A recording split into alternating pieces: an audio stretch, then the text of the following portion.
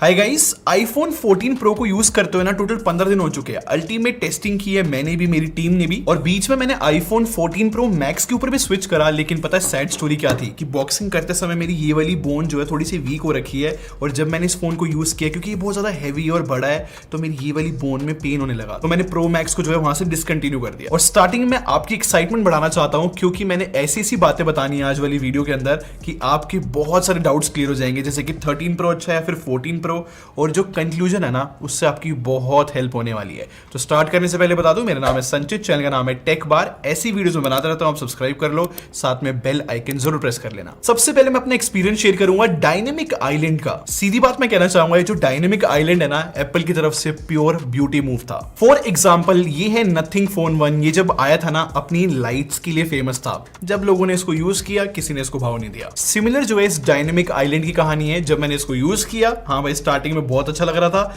बाद में इतना मैटर ही नहीं किया। अगर लॉजिकल तरीके से समझाओ ना, तो फैक्ट तो ये है कि अभी इसके इतने यूज केसेस नहीं है। मेरा मतलब ये है कि सिर्फ मैप, म्यूजिक और कॉल्स वगैरह ही है जहां पर ये डायनेमिक आइलैंड थोड़ी सी सेंस बनाता है। बट ट्रस्ट मी, ये कोई मल्टीटास्किंग के लिए एक अच्छा फीचर नहीं लगा मेरे को। जब यूज किया तब मैं बता रहा हूं। इससे भी ज्यादा इंपॉर्टेंट बात तो प्रो मैक्स यूजर्स के लिए है कि ये इतना बड़ा फोन है, ऑलरेडी 2 हाथ से यूज करते हैं, ऊपर से यहां तक पहुंचना ना बड़ा पेन था। इनफैक्ट इससे भी ज्यादा पेनफुल सिचुएशन होती है जब आप इसको कड़कती धूप में देख रहे होते हो इस डायनेमिक आइलैंड को। तो वहां पर जैसे मैं जूम करके दिखाता हूं, ये लोगो जो है साफ दिख रहा है कि यहां पर इस नॉच से बहुत ज्यादा मतलब पास है। ये जो है एक फिनिशिंग टच नहीं फील होते। देखो, नेट पिकिंग नहीं कर रहा, 1.3 लाख रुपीस का फोन है ये, तो यार फाइनेस्ट तरीके से चीजें मैं एक्सपेक्ट करूंगा। वैसे मैं बोला नहीं हूं कि जो डायनेमिक आइलैंड है एप्पल के लिए बहुत नया है। धीरे धीरे यहां पर फंक्शनैलिटी और आएगी, मेरे हिसाब से तब सेंस बनेगी इसकी रियल लाइफ में। अभी की बात करूं तो कई कई जगह पे सेंस बिल्कुल नहीं बनती, खासकर जब आप कंटेंट देख रहे होते हो। तो ये जो मतलब डायनेमिक आइलैंड है ना, ये बहुत नीचे है। मतलब एक टाइम पे जब नॉच होता था, नॉच थोड़ा ऊपर की तरफ था, तो इतना परेशान नहीं कर रहा था। अब इस डायनेमिक आइलैंड में प्रॉब्लम क्या है कि इसकी ऊपर वाली साइड में भी कंटेंट चल रहा होता है, और अजीब सी एक बहुत लंबी सी पिल शेप का कुछ बना हुआ होता है कंटेंट के बीच में, बहुत अजीब लगता है। और इतना ही नहीं, मैंने तो ट्विटर के ऊपर पोल भी रन करा था कि आपको नॉच पसंद आया फिर डायनेमिक आइलैंड, तो ज्यादातर लोगों ने जो है नॉच को ही वोट दिया। और ये कोई जोक की बात नहीं है। इनफैक्ट जब आप गेमिंग भी कर रहे होते हो, वहां पर ऑलरेडी इतने कंट्रोल्स होते हैं, और ये डायनेमिक आइलैंड इतना नीचे की तरफ है, भाई बहुत ऐसा लगता है कि स्पेस खा रहा है। एक और चीज मेरे को पता है कि जितने भी एप्पल फैंस है ना, वो बोलेंगे टाइम दो। मैं ऑब्वियसली यूज किया, मैंने जब टाइम दिया तब मैं अपना एक्सपीरियंस शेयर कर रहा हूं कि ये अभी ऑकवर्ड चीज है। आई होप फ्यूचर में फिक्स हो। एक बात कहनी पड़ेगी कि चीजें जो है लॉन्ग टर्म यूज करने के बाद उनकी वैल्यू समझ में आती है।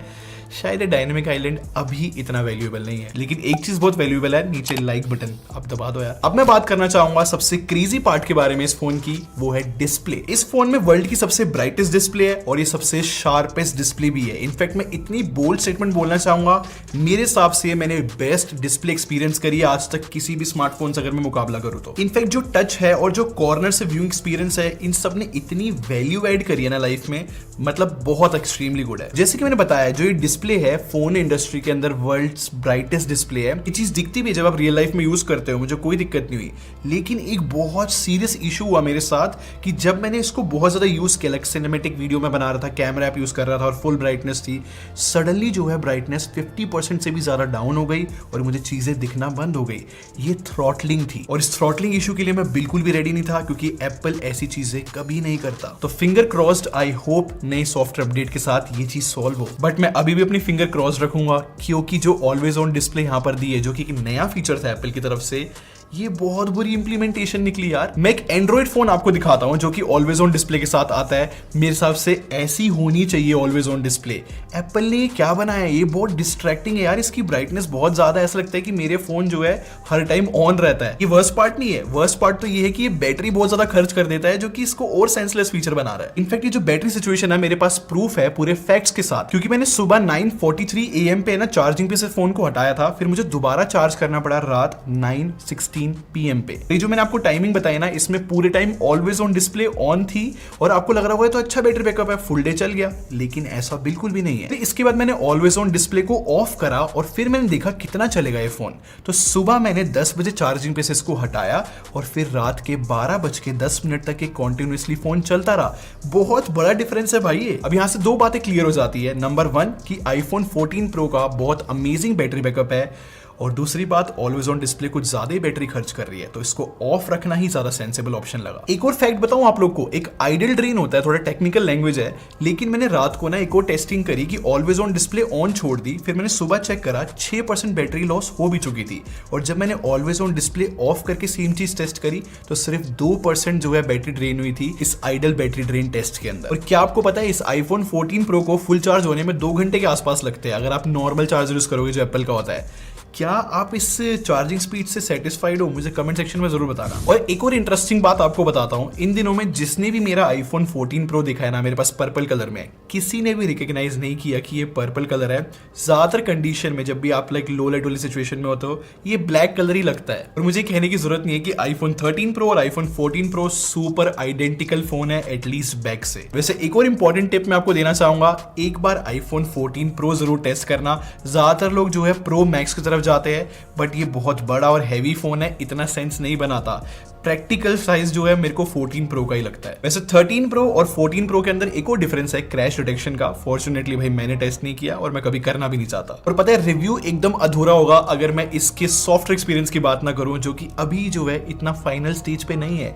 अभी इसमें iOS 16 रन कर रही है, बहुत अच्छी है, एनिमेशंस बहुत अच्छी है, जो नए फीचर आया बड़ा मजा आ रहा है यूज करने में, लेकिन इतने सारे बग्स इंट्रोड्यूस हो गए हैं। वैसे हर साल की कहानी है, जब भी कोई नया आईफोन आता है उसके साथ नई iOS आती है और उसमें इतनी सारी प्रॉब्लम्स होती है, वो धीरे धीरे सॉल्व होती है। जैसे कि मैं YouTube म्यूजिक यूज कर रहा था और बैकग्राउंड में जो है वो सडनली क्रैश हुए जा रहा था, और अगर मुझे उसको यूज करना है तो मुझे बार बार ऐप खोलनी पड़ रही थी। इनफैक्ट एक और अजीब सी प्रॉब्लम है जो कभी कभी आती है कि अगर आप YouTube पे वीडियो देख रहे हो तो सडनली वो डायनेमिक आइलैंड बीच में आ जाता है, और कभी कभी ये प्रॉब्लम खुद से सॉल्व हो जाती है। और गाइस ये देखना, मैं इंस्टाग्राम पे जो ना फ्रंट और बैक कैमरा स्विच कर रहा था, इतना लेट क्यों मतलब ये स्विच हो रहा है। और पता है मेरे साथ तो एक और चीज हुई कि ऑलवेज ऑन डिस्प्ले मैंने ऑन कर रखी थी और मेरे को लॉक स्क्रीन पे जाना था, मैंने पावर बटन पे क्लिक किया है, स्टिल लॉक स्क्रीन नहीं आ रही। देखो यार सिंपल सी बात है कि इस साल की जो iOS है ना उसके अंदर बहुत चीजें इन्होंने इंट्रोड्यूस करी है, नए फोन्स है, कस्टमाइजेशन नई नई है। आई थिंक एप्पल से वो चीजें नहीं संभली, तो प्रॉब्लम्स तो अभी है और धीरे धीरे सॉल्व होंगी। और अगर मैं परफॉर्मेंस की बात करूं ना, पिछले 4 साल से मैं आईफोन रिव्यू कर रहा हूं और मैंने हमेशा सेम स्टेटमेंट यूज करी है कि इनके जो प्रोसेसर है वो बहुत फास्ट होते हैं।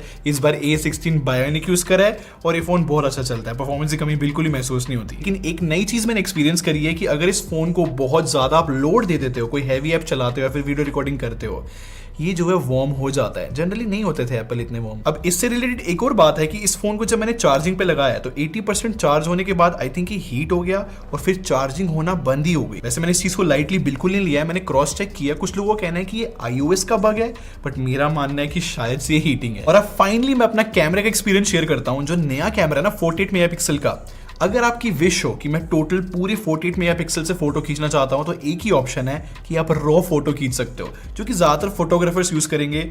और गाइस क्या क्वालिटी आती है, कितनी ज्यादा डायनेमिक रेंज ये पुल कर सकता है, शेडो रिटेंशन अमेजिंग लेवल पे है। मैं आपको बिफोर आफ्टर दिखा ही रहा हूं, मेरे हिसाब से अमेजिंग रिजल्ट्स है, फोटोग्राफर्स काफी खुश हुए होंगे। बट आई विश 48 मेगापिक्सल पे जो है JPEG में भी फोटो खींचने का ऑप्शन है। तो ये जो बात बताई है ना तो सिर्फ फोटोग्राफर्स के लिए थी। अगर मैं नॉर्मल लोगों के लिए बताऊं ना, इतना अच्छा है ना 48 मेगापिक्सल का कैमरा, इतनी ज्यादा शार्प फोटोज खींचता है ये कि एक्चुअली में देख के बहुत मजा सा आ जाता है। इनफैक्ट पहली बार मैं ये बोल रहा हूं किसी स्मार्टफोन कैमरे के लिए कि ये टेक्सचर इतने अच्छी तरीके से मेंटेन करता है ना, जो टी शर्ट के टेक्सचर होते हैं या फिर जो रोड का टेक्सचर होता है, क्या अमेजिंग लेवल की प्रोसेसिंग है। लेकिन एक चीज है जो एप्पल ने जरूरत से ज्यादा इंप्रूव कर दी है, वो है ब्लर होना बैकग्राउंड के अंदर। मैंने पोर्ट्रेट मोड ऑन भी नहीं किया हुआ और स्टिल इन फोटोज को देखो, ये खुद से जो है ब्लर मेंटेन करता है, ऐसा लगता है कि DSLR से फोटो खींची है। और टेकी लोगों के लिए बता रहा हूं, हाँ भाई ओवर शार्पनेस कभी कभी देखने को मिलती है, तो ये चीज मैं भी कंफर्म करना चाहूंगा। बाकी सिंपल सी बात मैं कहना चाहूंगा भाई, कैमरा जो है बहुत अच्छा है। टिपिकल जो आईफोन फोटोज खींचता हुआ है ना इतने साल से, जो स्किन टोन जो है हल्की सी ऑरेंजिश रखना,